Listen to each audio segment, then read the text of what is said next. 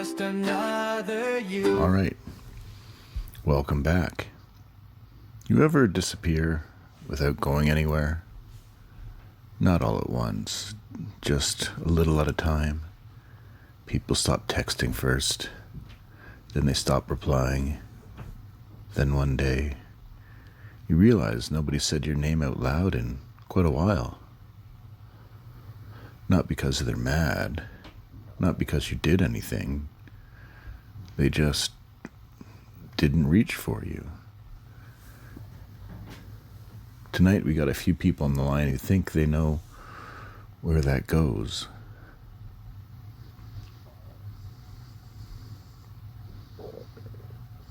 First one didn't want to come on air. Said it wasn't weird enough. I'm not so sure. They work in an office, mid-sized team, nothing unusual. There was a guy, been there longer than most. Not loud, not quiet, just there. Then small things started happening. Emails he used to be on, he's not anymore. Meetings get moved, no one tells him. Decisions get made, hears about them after.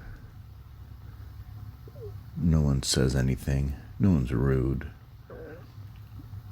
No one's even aware of it, really. And then one day the caller says, they realized something.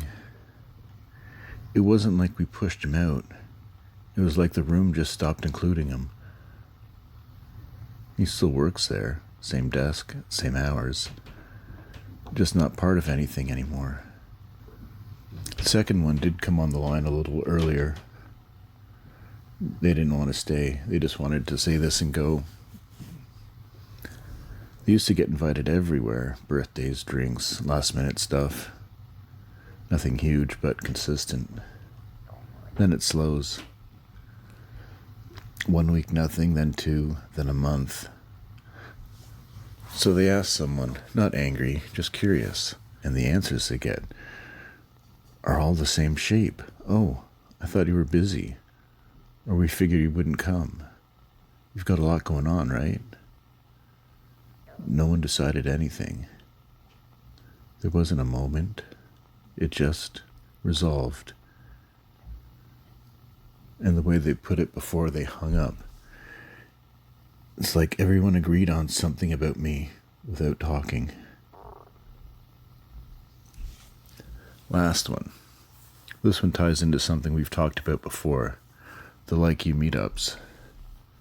Caller goes to one, first time.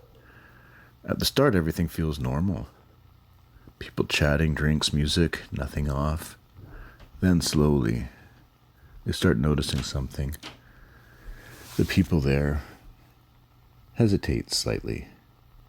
Everything feels too similar.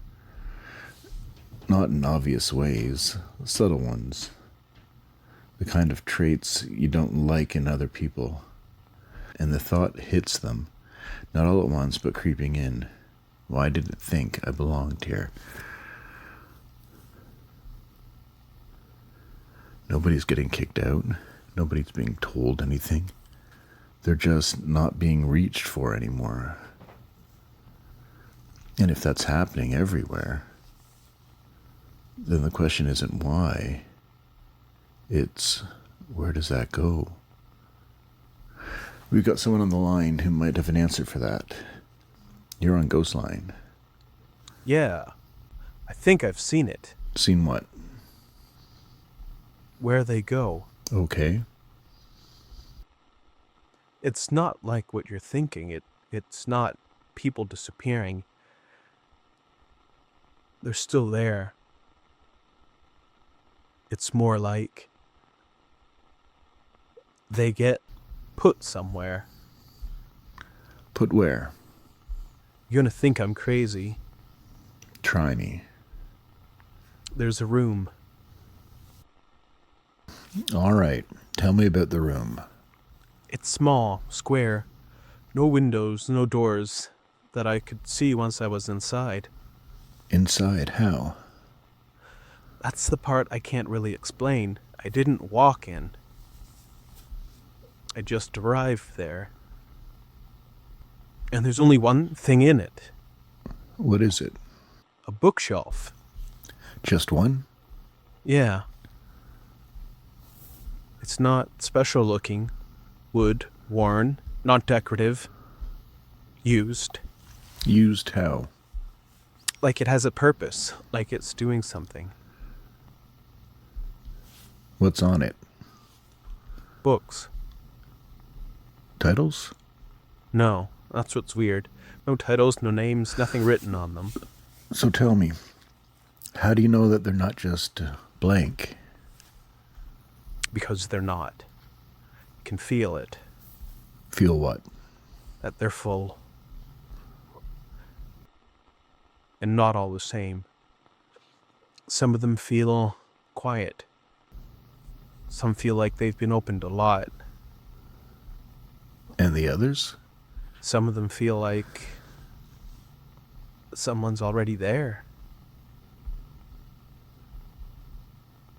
Already there.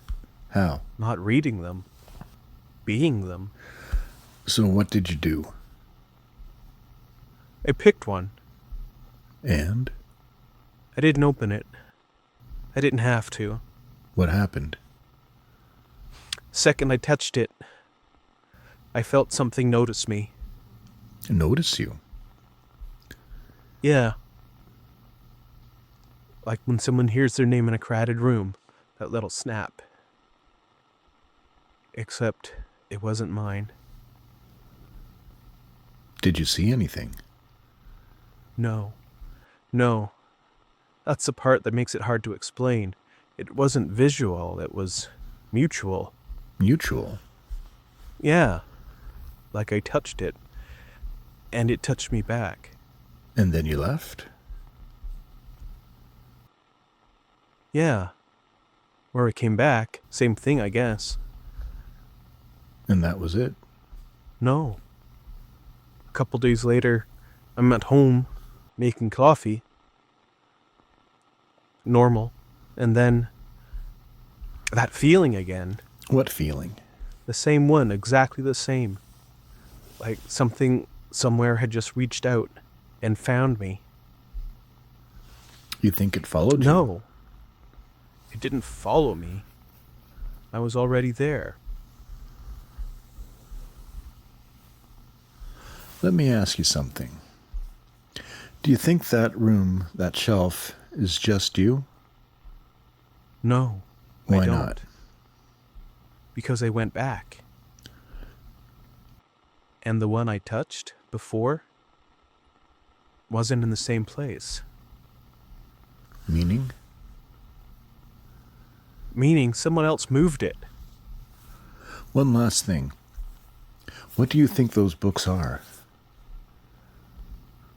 I think they're what's left of people when no one's looking at them. You ever get that feeling you're not forgetting people? Just putting them back on the shelf? Yeah. I just didn't think they could reach back.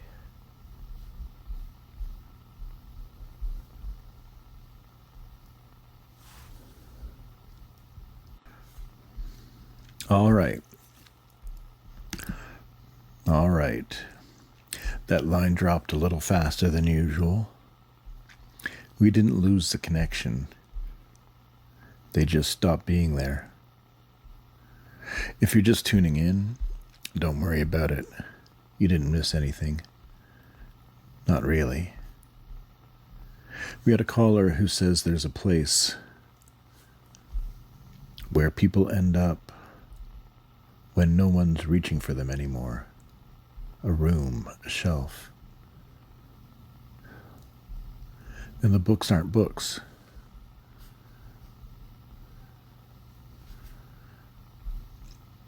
I keep thinking about something they said, that it wasn't like someone followed them back. It's that they were already there. Which would mean... No. Look, we talk about this stuff like it's separate. Like there's your life and then there's whatever this is. But those stories from earlier, the guy at work, the missed invitations, that meetup. That's not separate. That's the same thing. Nobody disappears. They just get quieter in the world. And maybe something keeps track of that. We're going to take a quick reset. When we come back, I want to know if anyone else has felt that. Not the room, just that moment. Like someone somewhere just found you.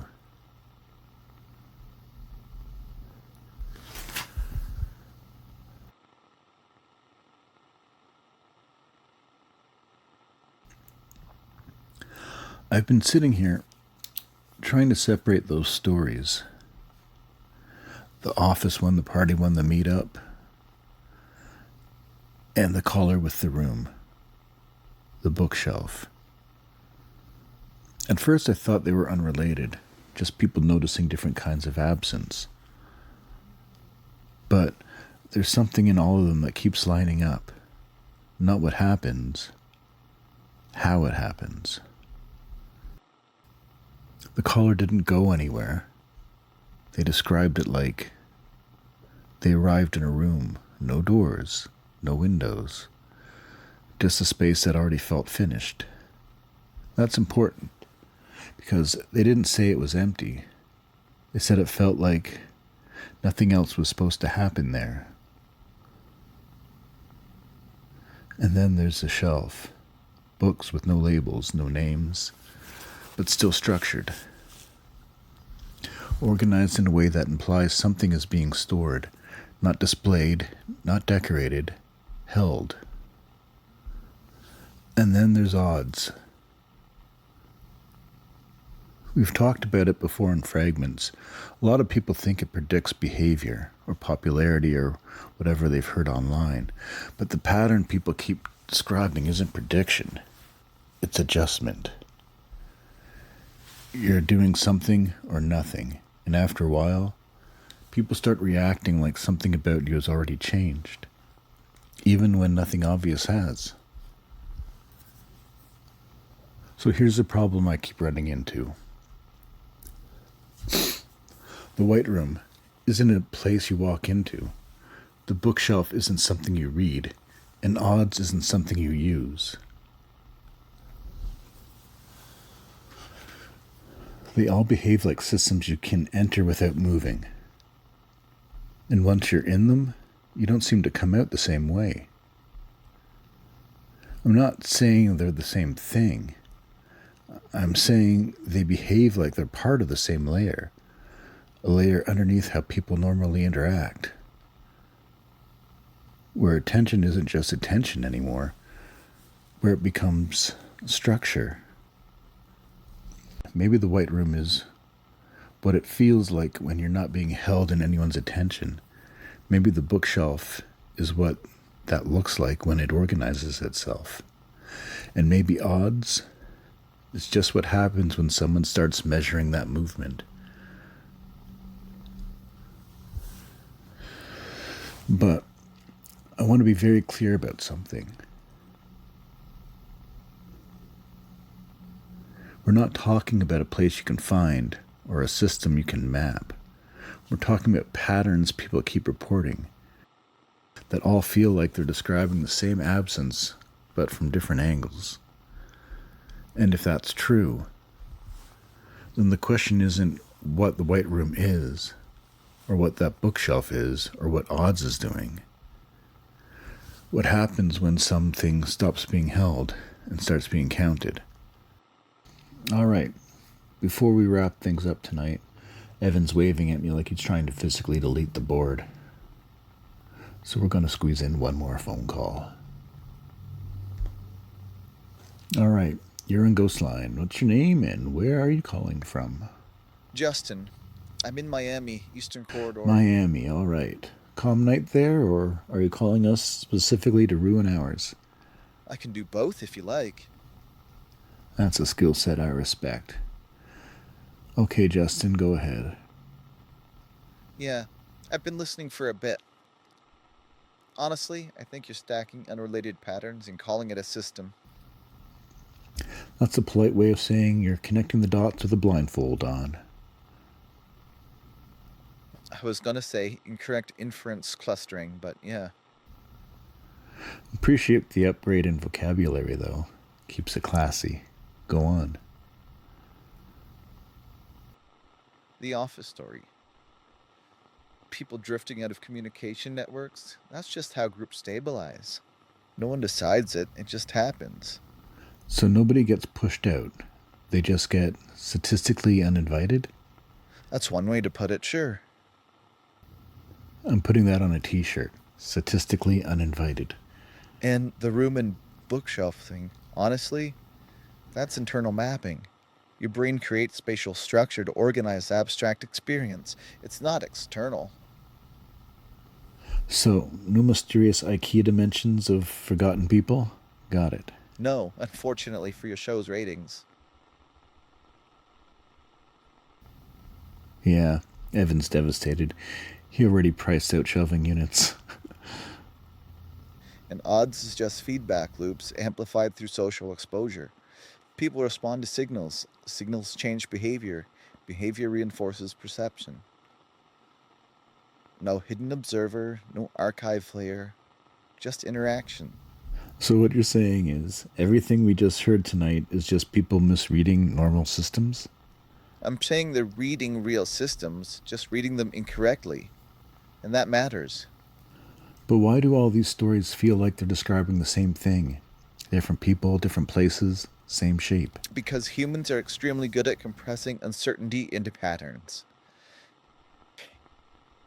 And once you hear one version of it, you start hearing it everywhere. Look, I'm not saying nothing's happening. I'm saying what's happening doesn't require a bookshelf, or a room, or a system watching from underneath it all. It just requires people being people, and you noticing it. So let me ask you something, Justin. If there's no system, why does it feel like one?